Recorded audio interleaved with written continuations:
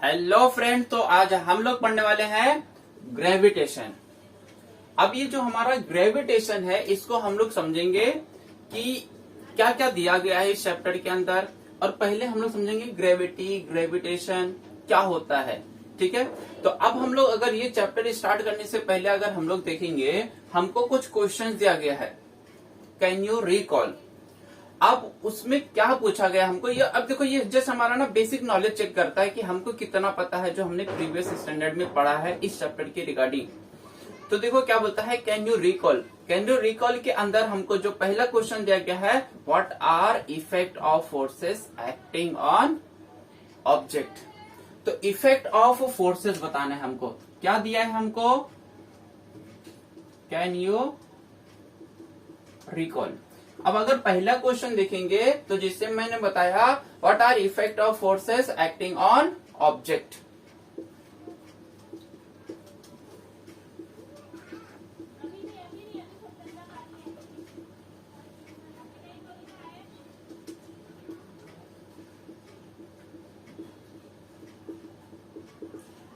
Effect of forces क्या रहेगा जो ऑब्जेक्ट के ऊपर काम करता है।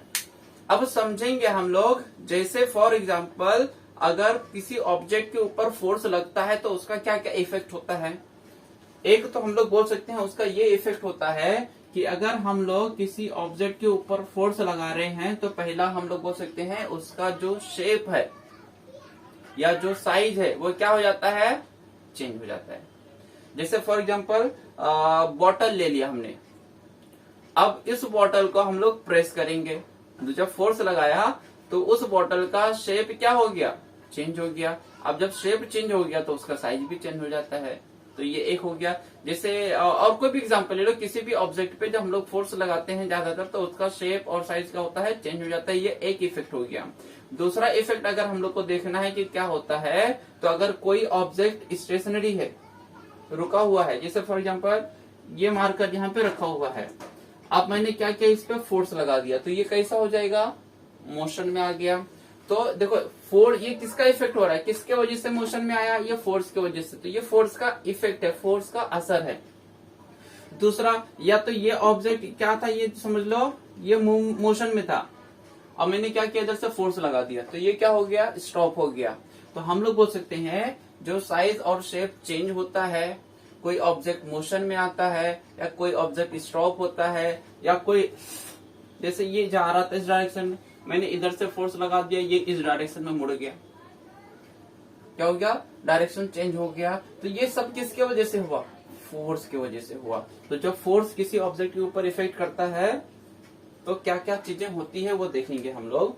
अगर मैं बताऊं तुमको तो शेप और साइज चेंज होता है, शेप और साइज क्या होता है, चेंज होता है। दूसरा अगर देखोगे तो ये क्या रहेगा, अगर वो रुका हुआ रहेगा, फोर्स लगाएंगे तो क्या हो जाता है, मोशन में हो जाता है। तो हम लोग बोल सकते हैं स्टार्ट मूविंग, किसकी वजह से, फोर्स की वजह से। तीसरा अगर हम लोग देखेंगे वो मोशन में रहेगा और हमने फोर्स लगा दिया तो क्या हो जाएगा, रुक जाएगा। तो हम लोग बोल सकते हैं स्टॉप मूविंग, रुक जाएगा वो। अगर हम लोग देखेंगे कोई एक डायरेक्शन में फोर्स जा रहा है, हमने उसको धक्का दे दिया तो उसका डायरेक्शन क्या हो जाएगा, चेंज हो जाएगा। तो हम लोग बोल सकते हैं डायरेक्शन चेंज। तो ये सारी चीजें हम लोग क्या करते हैं, फोर्स का इफेक्ट होता है जिससे ये चीजें क्या होती है, ऑकर होती है। समझ में आया। तो ये हमारा पहला क्वेश्चन था। अब इसको नोट कर लेना। सेकंड क्वेश्चन देखो क्या दिया हुआ है हमको, कैन यू रिकॉल के अंदर, कैन यू रिकॉल के अंदर अगर सेकंड क्वेश्चन देखोगे तो क्या बोला गया है हमको, तो बोलता है what are type of forces are you familiar. What are type of forces are you familiar. कौन कौन से फोर्स से तुम फेमिलियर हो, जानते हो कौन कौन से फोर्स को। तो अगर मैं इसका आंसर बताऊं तुम लोगों को, देखो है नहीं लेकिन हमको ये नॉलेज के लिए पता रहना चाहिए। टाइप्स ऑफ फोर्सेस, देखो कितने क्या होते हैं टाइप्स ऑफ, मैं बताऊं तुमको फोर्सेस, तो 2 टाइप का फोर्स होता है। कितने टाइप का फोर्स होता है? 2 टाइप का फोर्स होता है। एक होता है कांटेक्ट फोर्स और एक होता है हम लोग बोल सकते हैं action of a distance force. मतलब वो फोर्स दूर पे है फिर भी क्या करता है? एक्शन करता है। तो हम लोग बोलते हैं action of a distance force. समझेंगे क्या होता है action of a distance force.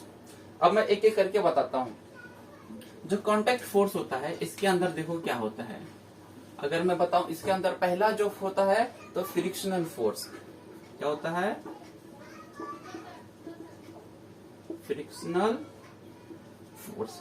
Frictional force मतलब जैसे कोई गाड़ी रोड पे चल रही है तो जब कोई 2 सरफेस कांटेक्ट में आता है तो एक फोर्स पैदा होता है जो उसको रोकता है, तो उसे हम लोग क्या बोलते हैं? Frictional force. जैसे बॉल को तुमने ऐसा जमीन के अंदर ढुरा दिया, जब देखेंगे एक टाइम के बाद बॉल रुक जाता है। तो क्यों रुक जाता है? क्योंकि उस बॉल और अर्थ के बीच में क्या होता है? फ्रिक्शनल फोर्स होता है। एक हो गया फ्रिक्शनल फोर्स, देख लिया तुमने। अब अगर मैं और बताऊं तुमको तो अप्लाइड फोर्स।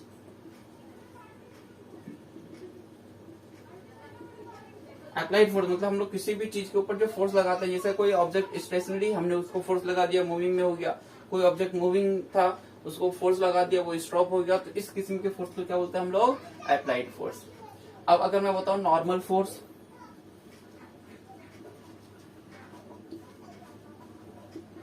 नॉर्मल फोर्स मतलब कोई भी ऑब्जेक्ट जो स्टेबल होता है वो किस वजह से होता है उसके ऊपर जो काम करती है नॉर्मल फोर्स। जैसे ये हाथ पे मैंने क्या किया? मार्कर को रख दिया, तो ये क्या करता है? ग्रेविटी इसको अपनी तरफ खींच रही है, नॉर्मल फोर्स ऊपर से लगा हुआ रहता है, तब इसके वजह से ग्रेविटेशनल फोर्स और इस नॉर्मल फोर्स क्या करते हैं? एक दूसरे को नलिफाई करते हैं, न्यूट्रल करते हैं। इसकी वजह से ये मार्कर क्या है? स्टेबल है मेरे हाथ के ऊपर। अगर नॉर्मल फोर्स नहीं रहता तो ये हाथ पे स्टेबल नहीं होता, गिर गया रहता नीचे। तो हम लोग बोल सकते हैं ये हो गया हमारा नॉर्मल फोर्स। फिर ऐसे और भी रहता है spring force, air resistance force, ऐसे कई सारे फोर्सेस हैं, जस्ट पता रहना चाहिए तुमको। स्प्रिंग फोर्स और मैं लिख दूं एयर रेजिस्टेंस फोर्स। ऐसे और भी है लेकिन इतना ही काफी है, एयर रेजिस्टेंस फोर्स। और भी बोलोगे तो जैसे चलो मैं बोल दूं और टेंशन फोर्स। तो इस किस्म के क्या होते हैं? फोर्सेस होते हैं जो कांटेक्ट फोर्सेस बोला जाता है। मतलब ये टच में आते हैं, किसी चीज को टच करने से फोर्स जो पैदा होता है उसे हम लोग ये फोर्सेस कहते हैं। अब दूसरा देखो क्या दिया है? Action of a distance force. वो फोर्स ऐसा टच नहीं करेगी उसको, फिर भी उसके ऊपर वो एक्शन होएगा उसका, उसे हम लोग क्या बोलते हैं? Action of a distance force. जैसे ग्रेविटेशनल फोर्स समझेंगे। पहला जैसे कौन सा फोर्स? Gravitational force. दूसरा अगर मैं बताऊं तो इलेक्ट्रिकल फोर्स। क्या बोलते हैं हम लोग? Electrical force. और अगर मैं तीसरा बताऊं आप लोगों को तो बोलते हैं मैग्नेटिक फोर्स। मैग्नेटिक फोर्स ये टच में नहीं आते, डिस्टेंस से ही काम करते हैं। जैसे 2 मैग्नेट ले लो, दोनों के बीच में जो डिस्टेंस है यहाँ पे देखोगे तो यहाँ पे कौन सा फोर्स काम करेगा? मैग्नेटिक फोर्स काम करेगा। ठीक है। और ग्रेविटेशनल फोर्स हमको ये पढ़ना है, समझेंगे। ग्रेविटेशन है ना, तो हम लोग ये समझेंगे, ये हमारा मेन चैप्टर के अंदर है। ग्रेविटेशनल फोर्स आने वाला था इसके अंदर। और वो जो ग्रेविटेशनल फोर्स है ये कैसा फोर्स है? Action of a distance force है। आया समझ में इतना? तो इतना नोट कर लो। अब हम लोग अपने चैप्टर को स्टार्ट करते हैं। तीसरा भी क्वेश्चन दिया है, तो तीसरा क्वेश्चन हमारे नेक्स्ट वाले जो टॉपिक पढ़ेंगे उसमें कवर हो जाएगा वो।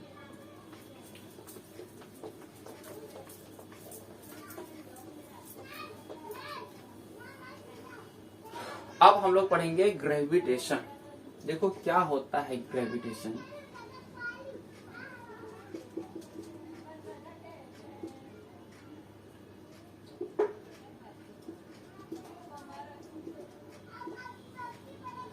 ग्रेविटेशन। अब ये जो बताया हमको ग्रेविटी के बारे में कि ग्रेविटी नाम की कोई चीज होती है, वो हमको किसने बताया? सर आइजैक न्यूटन ने। किसने बताया हमको ग्रेविटी के बारे में? Sir Isaac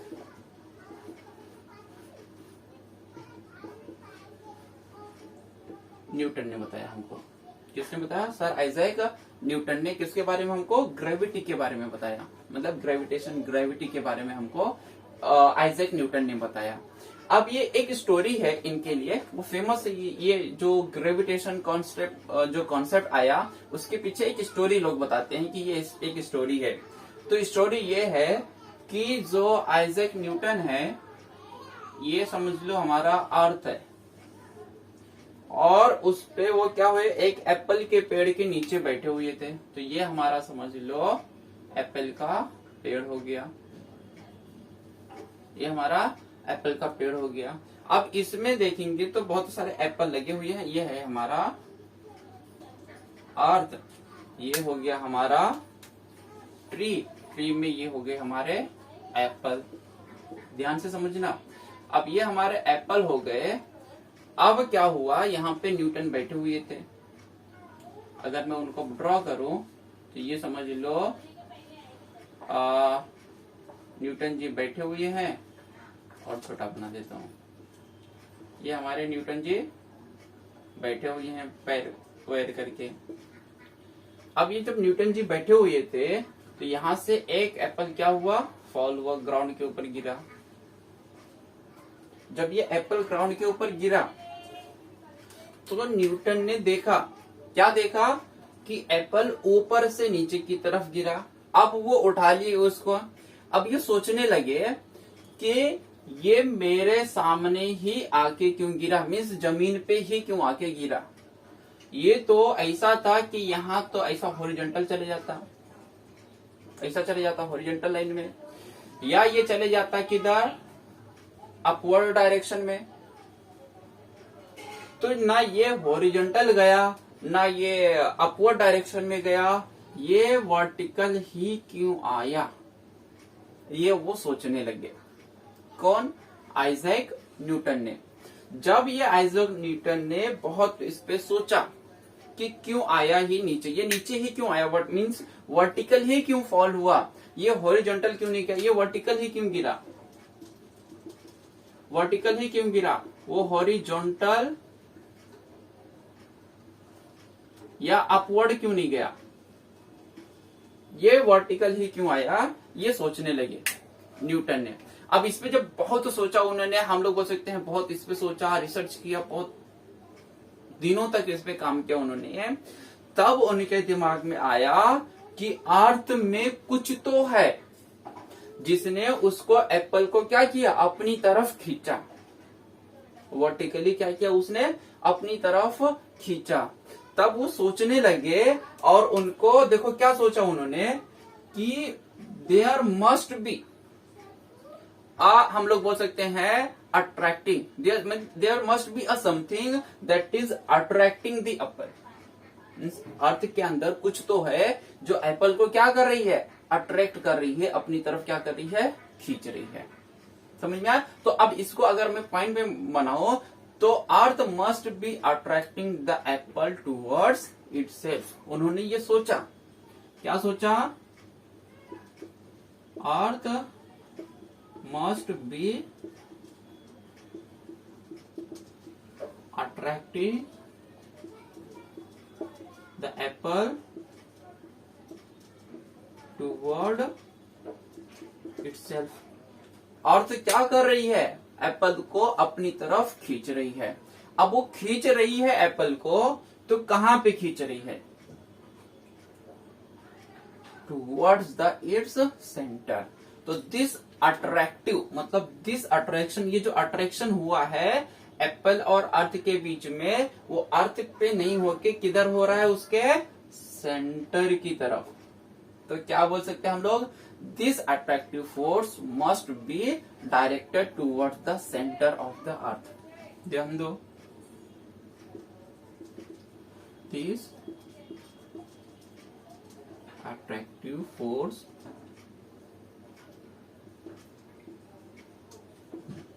must be directed towards the center of the अर्थ। ये उनको ये समझ में आया कि कुछ तो है अर्थ के अंदर जो उसको अट्रैक्ट कर रही है, इतना उनको समझ में आ गया। फिर उनको जब और रिसर्च किया, उन्होंने स्टडी किया, तब उनको पता चला, उनको मीन्स न्यूटन को, कि अर्थ ये जो अट्रैक्ट खींच रही है, अर्थ खींच रही है, वो कहाँ खींच रही है? उसके सेंटर की तरफ। कहाँ खींच रही है उसको? Must be attracting towards the earth centre या centre of the earth.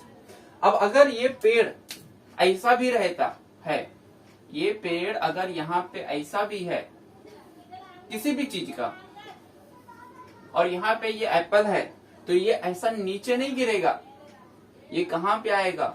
Must be attracting towards the centre of the earth. ये कहाँ आएगा? सेंटर ऑफ द अर्थ की तरफ आएगा, ना कि वो इधर जाएगा या इधर जाएगा। तो ये अर्थ है, अर्थ के किसी भी हिस्से पे कहीं पे भी रहेगा तो वो टूवर्ड्स द अर्थ ही आएगा, towards the centre of the earth आएगा। अब अगर ऐसे एज्यूम कर लो, समझो कि यहाँ पे मून है, ये क्या है? मून है, जो कि अर्थ से बहुत दूरी पे है। क्या है वो? अर्थ से बहुत दूरी पर है। तो भी हम लोग देखेंगे कि इन दोनों के बीच में क्या हो रहा है? एक फोर्स काम कर रही है। क्या हो रहा है? अर्थ और मून के बीच में एक फोर्स काम कर रही है, जो कि अर्थ क्या कर रही है? मून को खींच रही है, पुल कर रही है। तो इसको हम लोग बोलते हैं, फोर्स जो होता है उसको बोलते हैं हम लोग ग्रेविटेशनल फोर्स। क्या होता है? Gravitational force. अब और समझेंगे हम लोग, अगर मैं डेफिनेशन बताऊं इस ग्रेविटेशनल फोर्स की, तो समझेंगे हम लोग। अब देखो, यूनिवर्स के अंदर जितने भी ऑब्जेक्ट हैं, पहले ग्रेविटेशनल फोर्स क्या होता है समझो।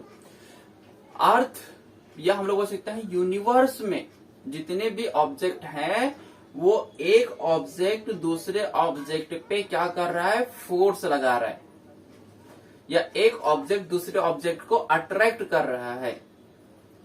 अब ये जो अट्रैक्ट कर रहा है एक ऑब्जेक्ट दूसरे ऑब्जेक्ट को, इसके बीच में जो फोर्स ऑफ अट्रैक्शन है उससे बोला जाता है ग्रेविटेशनल फोर्स।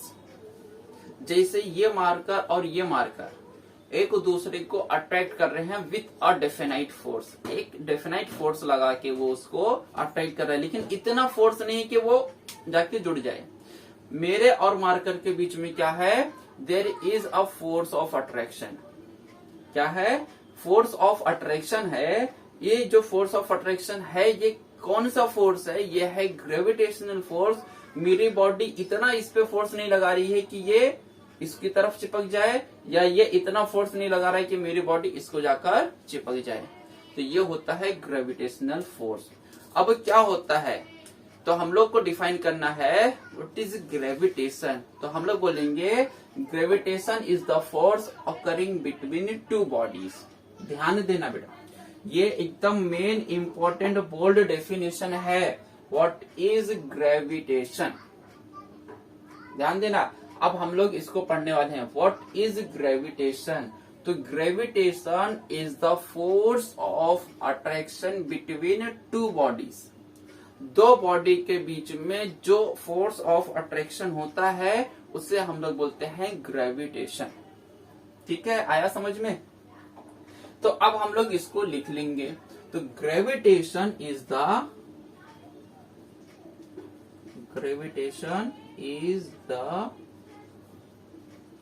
फोर्स ऑफ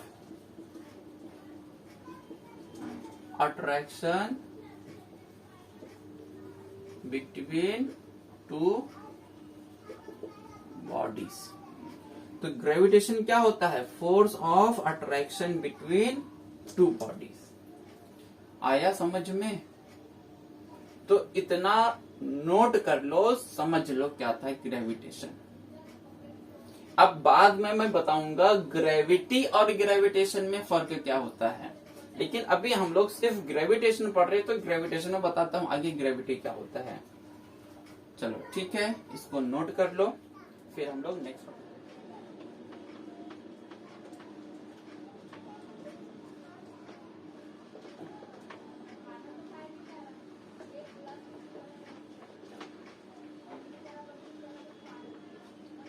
चलो अब हम लोग देखेंगे सर्कुलर मोशन और सेंट्रीपिटल फोर्स, जो हमारा नेक्स्ट टॉपिक है।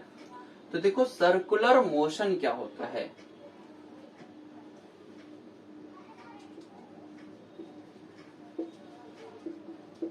Circular motion and centripetal force. Centripetal force. अब सर्कुलर मोशन को पहले हम लोग समझेंगे क्या होता है। देखो इसके अब अगर मैं बताऊं, देखो टाइप्स ऑफ मोशन, तो ये हमको दिया नहीं है। टाइप्स ऑफ मोशन के अंदर ये आता है। तो दो टाइप का मोशन होता है, लीनियर मोशन और सर्कुलर मोशन। तो हमको लीनियर मोशन पढ़ना नहीं है, हमको सर्कुलर मोशन पढ़ना है। अब देखो नाम में मिला सर्कुलर, मतलब कैसा रहेगा, सर्कल में रहेगा। तो अगर मैं बताऊं, ये जैसे ये मैंने ले लिया, एक सर्कल बना दिया, ये सर्कल बना दिया। अब यहाँ पे पॉइंट ए है, यहाँ पे कोई एक गाड़ी है, कार है ए।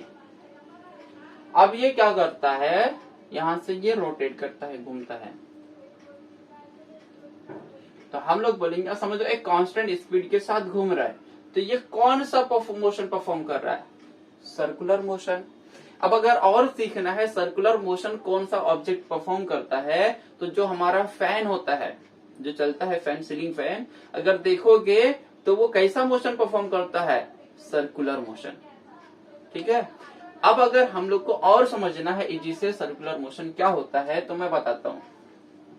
एक एक्सपेरिमेंट करेंगे। तो अभी तो मैंने वो सारा कुछ लिया नहीं है, बाद के वीडियोस में मैं उसको बताऊंगा अलग से एक्सपेरिमेंट करके। एक धागा ले लो और एक धागे के एंड पे क्या करो, एक स्टोन को बांध लो, पत्थर को। अब जब एक धागे पे, या मैं तुमको अपना आईडी कार्ड दिखाता हूँ, समझ लो ये मेरा आईडी कार्ड है, ये मैंने पत्थर बांध लिया है। अब इसको मैं क्या करता हूँ, इसको रोटेट करता हूँ। देखो जब मैं घुमा रहा हूँ, इसको ऐसे घुमाऊं या इसको ऐसे घुमाऊं, कैसे भी घुमाओ, ऐसे ऐसे, या तुम लोग को दिखे इसके लिए ऐसे ऐसे। तो ये देखो जब मैं घुमा रहा हूँ इसको, इस स्ट्रिंग को पकड़ा हूँ, तो ये अगर देखोगे मैं कोई फोर्स लगा रहा हूँ क्या, ये घूम क्यों रहा है। अगर मैंने इसको छोड़ दिया तो क्या होएगा, इस चीज को हम लोग समझेंगे। ठीक है, मैं समझाता हूँ आप लोगों को ये चीज। तो समझ लो, ये मैंने सेंटर, अब मैंने जहां पे पकड़ा हुआ है इसको, ये एंड पे यहाँ पे पकड़ा हुआ है, समझ लो इतने पे घुमा रहा हूँ, तो देखो ये क्या हो गया, ये जो मैं पॉइंट कर रहा हूँ उंगली से, ये हो गया सेंटर। तो वो सेंटर समझ लो इधर है, वो सेंटर इधर है। अब ये सेंटर इससे जुड़ा हुआ है। अब जब मैं इसको कार्ड को क्या कर रहा हूँ, रोटेट कर रहा हूँ, तो ये क्या होएगा, इस पर रोटेट होएगा। जब मैं इसको रोटेट कर रहा हूं, तो जब मैं इसको स्ट्रिंग को हाथ में होल्ड करके रखा था और जब मैं इसको रोटेट कर रहा था, तो मतलब मैं कर क्या रहा था, ये जो आईडी कार्ड है इनडायरेक्टली मैं उसको पुल कर रहा हूं टूवर्ड्स द सेंटर। समझ में आया। तो as long as we are holding the string, we are pulling the stone towards us. मैं क्या कर रहा हूं, इसको अपनी तरफ खींच रहा हूं। समझ में आया क्या बोल रहा हूं मैं, as long as we are holding the string, we are pulling the stone towards us. अब मैं यहाँ पे लिखते जाता हूँ। तो जब मैं उसको कर रहा था, देखो मैं इसको पुल कर रहा था towards us, that is centre of the circle. मैंने इसको खींच रहा हूं, पुल कर रहा हूं towards the centre of the circle. ये फोर्स लगा रहा हूं, पुल कर रहा हूं। लेकिन साइमल्टेनियसली देखोगे तो जो इसका मोशन हो रहा है, हम लोग बोल सकते हैं इसका वेलोसिटी, एक पर्टिकुलर इस डायरेक्शन में वो जब घूम रहा है, तो ये इस पे क्या होता है, टेंजेंट होता है। जो आर्क बन रहा है मेरा सर्कल का, इस पे ये क्या होता है, वेलोसिटी उसका टेंजेंट होता है। अब अगर मुझे इसको स्टॉप करना है, ध्यान दो, जब मैं रोटेट कर रहा था इसको तो मैं फोर्स लगा रहा हूँ, पुल कर रहा हूँ, कहाँ पे, टूवर्ड्स द सेंटर। अब ये जो स्टोन है, ये स्टोन क्या कर रहा है, टेंजेंट है, एवरी पॉइंट पे टेंजेंट है। अगर ये स्टोन फॉर एग्जांपल यहाँ से यहाँ पहुंच गया तो ये इस डायरेक्शन में टेंजेंट है, ये यहाँ पहुंच गया तो यहाँ टेंजेंट है, यहाँ पहुंच गया तो समझ लो ये इस डायरेक्शन में टेंजेंट है, ये यहाँ पहुंच गया तो ये इस डायरेक्शन में टेंजेंट है। तो देखो एक ये रस्सी फेंक भी होता है, ऐसा एक गेम होता है जिसमें हम लोग एक बड़ा सा गोला रहता है लोहे का, उसको रखते हैं और इसको ऐसा घुमाते हैं और पर्टिकुलर फिर एक डायरेक्शन में क्या करते हैं, उसको छोड़ देते हैं। तो हम लोग देखते हैं वो कैसे जाता है। जब अगर मैं यहाँ से इसको सेंटर को लूज कर दिया, यहाँ पे अगर इस पॉइंट पे पहुंचा और हमने छोड़ दिया तो ये जो आईडी कार्ड है मेरा या जो स्टोन है वो इस डायरेक्शन में जाएगा। अगर इस पॉइंट पे छोड़ा तो इस डायरेक्शन में जाएगा, इस पॉइंट में छोड़ा तो इस डायरेक्शन में जाएगा। तो ये कैसा रहेगा, ध्यान दो। तो अब एक फोर्स, जैसे हम लोग बोल रहे इसको हम लोग अपनी तरफ खींच रहे हैं, तो ये फोर्स यहाँ ये स्टोन क्या कर रहा है, एक और फोर्स लगा रहा है। तो ये जो टूवर्ड्स द सेंटर आ रहा है इसको हम लोग बोलते हैं सेंट्रीपिटल फोर्स। और एक फोर्स जो सेंटर से दूर खींच रहा है, जब हम लोग छोड़ देते हैं तो वो दूर लेके चले जाता है।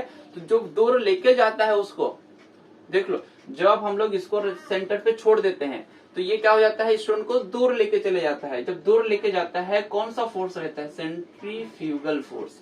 ध्यान देना, towards the centre centripetal force, away from the centre centrifugal force.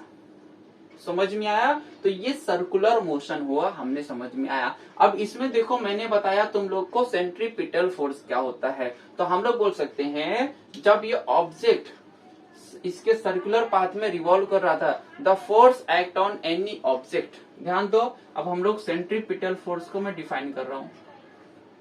क्या होता है centripetal force, the force act on any object, the force act on any object moving along the surface of the circle। क्या होता है, वो move करता है along a circle, हम लोग बोल सकते हैं। तो the force act on any object moving along object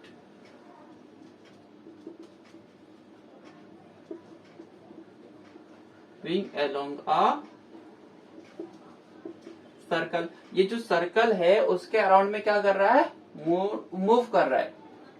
and it is directed towards the centre of the circle. ये मूव तो कर रहा है लेकिन इसका डायरेक्शन कहाँ है, towards the circle. And it is directed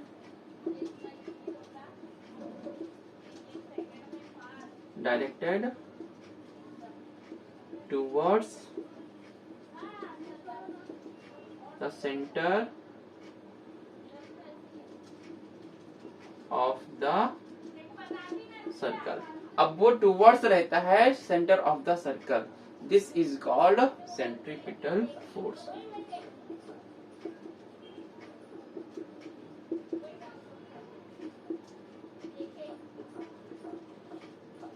this is called centripetal force. अब अगर मैं सेंट्रीपिटल फोर्स का मतलब बताऊं तो सेंट्रीपिटल मीन्स होता है सेंटर सीकिंग। ध्यान देना, ये जस्ट मतलब बता रहा हूं मैं। सेंट्रीपिटल मीन्स क्या होता है, सेंटर सीकिंग, मतलब वो सेंटर की तरफ आना चाहता है, सेंटर की तरफ अट्रैक्ट होना चाहता है। और इसका जो फॉर्मूला होता है that is F is equal to mv²/r। ये क्या होता है, सेंट्रीपिटल फोर्स का formula. The mass of the stone, और वो स्टोन की वेलोसिटी, कितनी स्पीड से वेलोसिटी है, और इसका डिस्टेंस क्या है, ये डिस्टेंस निकालना है। तो m is equal to mass of an object means stone का, v is the velocity of an stone, जितनी स्पीड से मूव कर रहा है, एंड ये आर्क कितना बड़ा बना रहा है, मतलब हमारा स्ट्रिंग कितना बड़ा है उसका वो लेंथ रेडियस। तो बन गया F is equal to mv²/r। ये सेंट्रीपिटल का फॉर्मूला है, फॉर्मूला ऑफ सेंट्रीपिटल फोर्स। आया समझ में। तो ठीक है, नोट कर लो बच्चा लोग। तो इस वीडियो को ज्यादा से ज्यादा अपने दोस्तों के साथ क्या करो, इसको लाइक करो एंड शेयर करो।